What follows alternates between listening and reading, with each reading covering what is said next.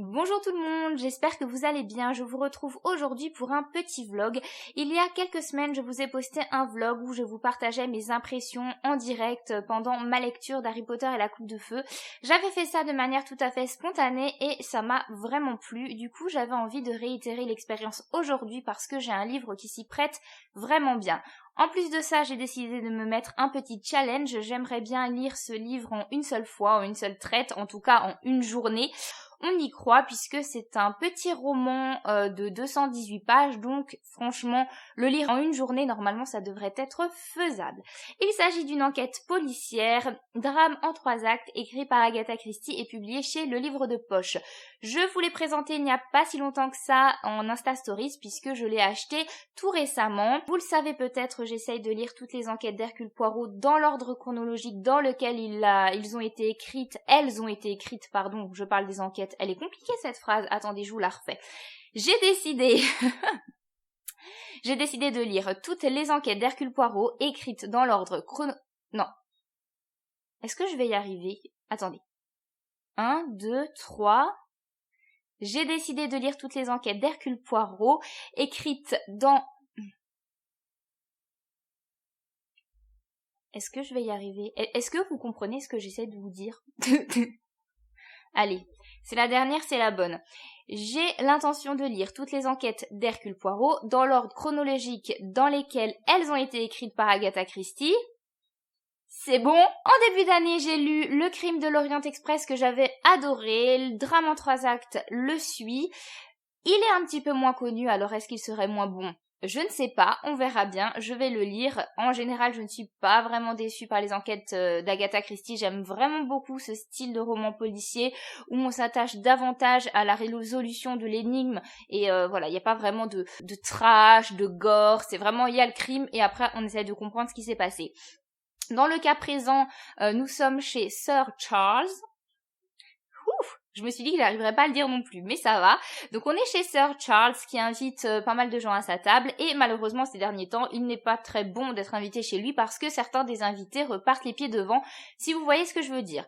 Heureusement, un des invités est très prestigieux, il s'agit du fameux détective Hercule Poirot. Lui, il va mener l'enquête pour essayer de comprendre ce qu'il se passe.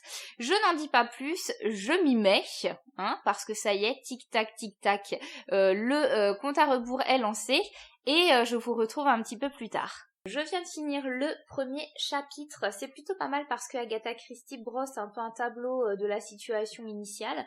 Donc on est chez Sir Charles, comme je vous le disais. C'est un comédien qui a décidé de se retirer de sa vie professionnelle pour vivre une vie plus simple à la campagne. Même si vie simple, c'est peut-être un petit peu gros dans la mesure où c'est un homme qui a quand même une grosse baraque, enfin... La simplicité est quand même vachement loin, faut dire ce qui est. Et on le rencontre avec 2 de ses amis, ils font un petit peu le portrait des personnes qui seront invitées au repas du soir. Et ce qui est assez rigolo, c'est que lorsque Hercule Poirot est nommé parmi les invités, le médecin dit que c'est le genre de choses qui risque de leur porter la poisse et qui risque de faire qu'il y aura un cadavre. Donc moi je pense qu'effectivement en ayant ce genre de réflexion, on est mal barré. Donc on va voir si le meurtre a déjà eu lieu ce soir-là et si eh bien ils ont déjà un petit peu annoncé la couleur avec leurs prédictions. Pourtant ils font tout pour mettre les chances de leur côté puisqu'ils décident d'inviter à table la gouvernante pour éviter d'être 13. Voilà. Bon, je vais continuer. Je vous retrouve cette fois-ci avec mon téléphone portable. Je n'avais pas spécialement prévu de filmer aujourd'hui, donc je ne m'étais pas préoccupée de la batterie de mon appareil photo. Évidemment, elle vient de tomber en rade, donc je l'ai mise à charger et en attendant, ma foi, on va faire comme ça. Je viens tout juste de lire le 2e chapitre, alors rassurez-vous, je ne vais pas vous faire un update à chaque chapitre, mais là, ça y est, on rentre dans le vif du sujet. Le meurtre a eu lieu. Nous sommes à la réception donnée par Sir Charles et Monsieur Babington, qui est le pasteur du village, en buvant quelques gorgées de son cocktail, se retrouve mal, il est pris de convulsions et très rapidement le médecin qui est aussi présent et qui fait aussi partie des invités est bien obligé de constater le décès. C'est vraiment dommage, c'est même carrément gênant pour Sir Charles qui a invité tout ce beau monde. Donc on va voir un petit peu maintenant la réaction qu'il va avoir. Je pense honnêtement que le coupable doit se trouver parmi les invités. Donc il va falloir être dorénavant très vigilant, bien regarder chaque détail, bien réfléchir, voilà, qui aurait... des raisons de faire un meurtre, qui au contraire a un alibi, qui paraît bizarre, enfin bref, je pense qu'ils vont tous avoir l'air suspects à un moment ou à un autre. Ça c'est la magie Agatha Christie. D'ailleurs, ce qui serait intéressant de savoir, c'est est-ce que Monsieur Babington, le pasteur, était vraiment la victime désignée, parce qu'après tout, il a peut-être bu le cocktail qui était destiné à quelqu'un d'autre, hein, on ne sait jamais. Enfin bref, voilà, ça commence à cogiter dans ma petite tête. Je vais retourner à ma lecture et je pense que je vais vous retrouver lorsque j'arriverai à peu près au milieu du roman pour faire un petit point sur l'avancée de l'enquête. Je vous retrouve cette fois à nouveau accompagnée de mon fidèle appareil photo qui a rechargé ses batteries. Je n'ai pas encore atteint la moitié du roman, j'ai lu 70 pages, mais la situation s'éclaircit un petit peu et j'avais envie de faire le point avec vous. Donc lorsque je vous quittais il y a exactement une seconde, je vous disais que Monsieur Babington était mort dans des circonstances un petit peu obscures. On s'est demandé s'il s'agissait d'un suicide, on s'est demandé s'il s'agissait d'un homicide. Sir Charles est persuadé qu'il s'agit d'un assassinat.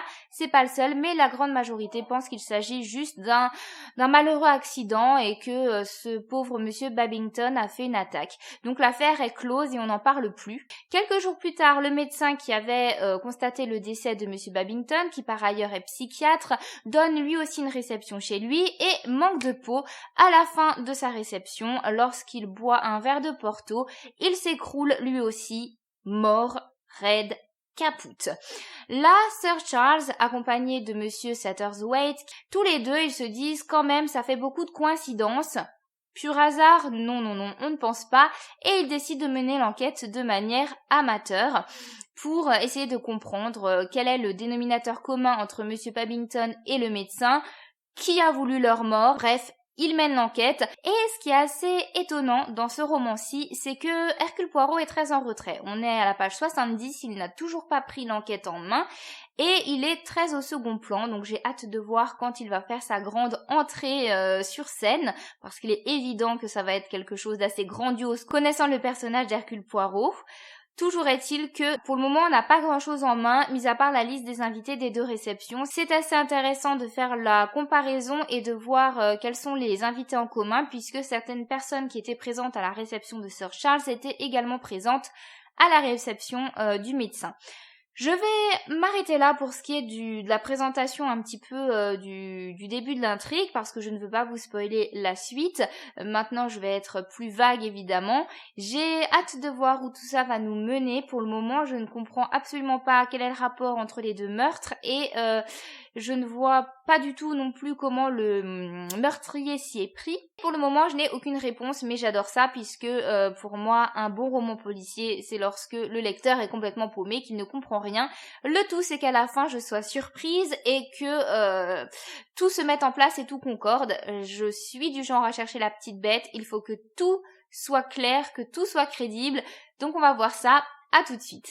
Je vous retrouve le lendemain matin pour conclure cette vidéo. Je peux d'ores et déjà vous dire que j'ai validé mon challenge.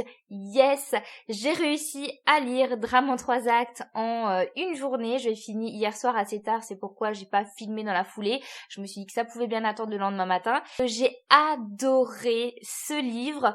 Il est peut-être passé inaperçu parce qu'il est sorti juste après Le Crime de l'Orient Express qui a eu un succès fou. Enfin, en tout cas, Le Crime de l'Orient Express, on l'a retenu, l'histoire l'a retenu, encore aujourd'hui, c'est un incontournable. Drame en 3 actes, à mon sens, voilà, on n'en parle pas vraiment et pourtant ça a été un très très gros coup de cœur. J'ai adoré, la fin a été magistrale, c'était vraiment prenant et j'ai adoré, j'ai rien compris et finalement tout concordait et j'ai rien à redire. Franchement, c'était top comme lecture. Alors c'est assez rigolo parce que elle a eu envie, Agatha Christie, d'écrire un petit peu son roman sur le modèle d'une pièce de théâtre, sans doute parce que un des personnages principaux, Sir Charles, est comédien et qu'elle a voulu jouer le truc jusqu'au bout. Donc, d'où le titre, Drame en 3 actes, même si je crois que ce n'est pas la traduction exacte. Le titre original, c'est Three Acts Tragedy, si, ça doit coller. C'est assez marrant d'ailleurs, puisque quand on a le tout début, on a donc le titre, mise en scène Sir Charles Cartwright, assistant Monsieur Satterthwaite, Miss Hermione Littengore, costume Ambrosine, éclairage Hercule Poirot. Donc voilà, un rôle pour cette pièce, pour des personnages qui sont dans l'histoire. Ensuite, notre livre est découpé en 3 actes. Je suis assez d'accord. Même si moi j'aurais découpé autrement, c'est-à-dire que la première partie, nous avons le meurtre, plutôt les 2 meurtres, donc le médecin et le pasteur, donc qui sont assassinés. Nous avons donc Sir Charles et Monsieur Satterthwaite qui décident de mener l'enquête de manière amateur. Ils sont parfois secondés par le personnage de Pomme, qui est son surnom en fait, mais son vrai prénom c'est Hermione Littengore, si je ne dis pas de bêtises. Dans la seconde partie, Hercule Poirot entre en scène. Donc comme je vous l'ai dit, il me semble, au cours de cette vidéo, j'ai été très surprise par cette construction parce que bien qu'il s'agisse d'une enquête d'Hercule Poirot arrive à peu près au milieu du roman. Donc il arrive très tardivement, il fait une entrée assez spectaculaire comme je m'y attendais, et donc je trouve que ça marque un petit peu la deuxième partie de cette histoire, lorsqu'il récolte tous les indices, tous les détails qu'ont pu récupérer donc Sir Charles et Monsieur Satterthwaite. Il les assemble plus ou moins, il leur redonne des missions, il les relance en mission enquête. En fait, il est là un petit peu pour les diriger, même si en réalité... Là, on nous dit que c'est plutôt lui qui fait les éclairages. Ça se comprend puisque c'est quand même lui qui va résoudre l'énigme et qui va donc mettre la lumière sur ce problème. Mais voilà, il va un petit peu les diriger, ils vont continuer leur enquête. Et donc pour moi, la troisième partie, le troisième acte, c'est lorsque le rideau tombe, n'est-ce pas, et que Hercule Poirot nous dévoile ce qu'il s'est passé, pourquoi les 2 personnes ont été tuées, par qui, comment, pour quelles raisons, etc. Et j'ai trouvé ça très original, très bien trouvé. J'ai pas trouvé de faiblesse dans son intrigue. Et bref, vous avez compris, j'ai vraiment adoré. Je vous conseille cette enquête à 1000%. Et voilà, je crois que je m'en suis pas trop mal sortie sur cette vidéo. Je voulais absolument pas vous spoiler et je crois que le pari est réussi. Vous avez un petit peu une mise en bouche avec le résumé, un petit peu la construction, mais il vous reste toute l'énigme à démêler. Donc je vous conseille vraiment de tenter l'aventure. Moi, je vais arrêter là pour cette vidéo. Je vous fais plein de gros bisous et je vous dis à très bientôt. Bye bye!